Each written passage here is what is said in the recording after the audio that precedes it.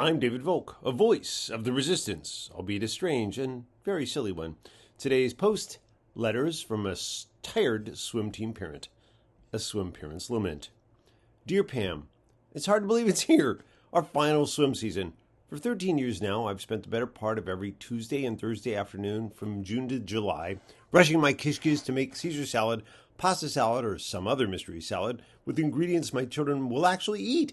Then searching for, finding, and packing the salads and whatever nutritious treats and small bits of junk food I could find into a cooler.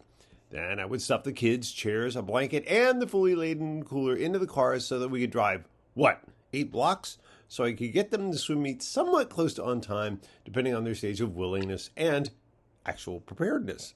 Of course, it could be further if it were an away meet. Some were just minutes away. Others were clear across town and could take up an hour to get to. And then there was one that was relatively close, but still took almost an hour to reach in rush hour traffic. So that was fun.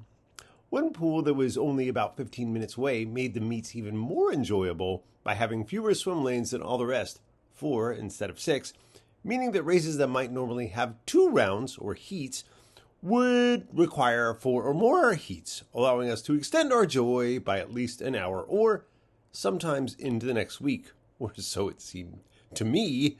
On the plus side, that particular pool was within walking distance of a bookshop, a grocery store, and a Starbucks. So there's that. And we would do all this so that we could hang out for 3 or 4 uneventful hours, just so we could cheer our children on for a total of 8 races, all of which generally lasted about a minute or 2 each. This meant that we spent up to 4 hours waiting for 8 to 16 minutes of excitement each week if our children remembered and made it to the starting block each time. Up until this time, I thought no other sport could jam-pack a half hour of excitement into 3 hours the way baseball did, but apparently I was wrong.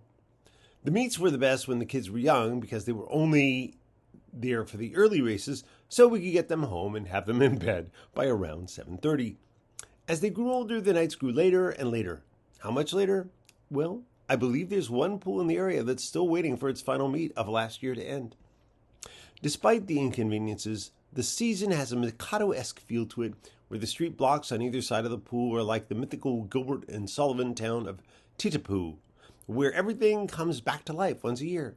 People seem to be in and out of each other's houses. Kids are all out playing on their lawns, and everybody's greeting everyone else like long-lost friends as they gradually make their way to the big event or rush back to retrieve some forgotten item, be it a swim cap, a chair, or, perish the thought, an actual swimsuit.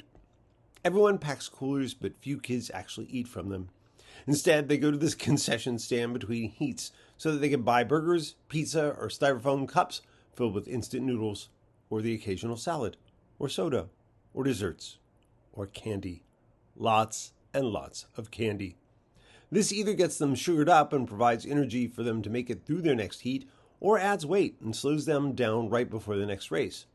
I'm never really sure which. One way for parents to keep busy is to volunteer, and there are plenty of volunteer positions, including child wrangling, which is making sure the younger competitors are in the right place at the right time, working at the concession stand, or timing. Working as a timer for the first time in years this Tuesday night, I was reminded of how much swimming abilities change from year to year. In one event involving 6-year-olds, it took one swimmer so long to make it across the pool that I could have gone out for a sandwich. Diving skills also varied from simply falling off the board, or sliding into the water as if they had been pushed, to belly flopping all the way to the beautiful jumps of the high school senior set.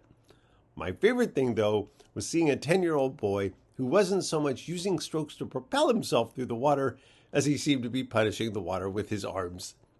I'm told the season will be over before I know it, but I'm not buying it. In fact, I just heard that Punxsutawney Phil has come up out of his hole and seen his shadow, which means 6 more weeks of swim season. I suppose I should go over to the concession stand, serve stuff, and get reacquainted with old friends I haven't seen since last year. We'll chat, we'll laugh, and best of all, I'll get free food at the end of my shift. And before I realize it, another meet will be over. And then another, and another, and another. And before any of us realize it, we'll be sitting in front of an inflatable screen at pool's edge, watching a video with the season's highlights. Then it will be time to pack it all up, put it all away, and say our fond farewells for another year. That doesn't mean we won't see each other. We will, because we live in the same neighborhood, go to the same schools, and shop at the same places, even if we don't always run in the same crowds the rest of the year. So we will inevitably run into each other in winter or fall, and we'll immediately know we know that familiar face from somewhere, but can't quite figure out where. Or maybe it's that we just won't recognize each other with all those clothes on. And so it goes. From the far edge of the pool, I've been David Volk, a voice of the resistance, albeit a strange and silly one.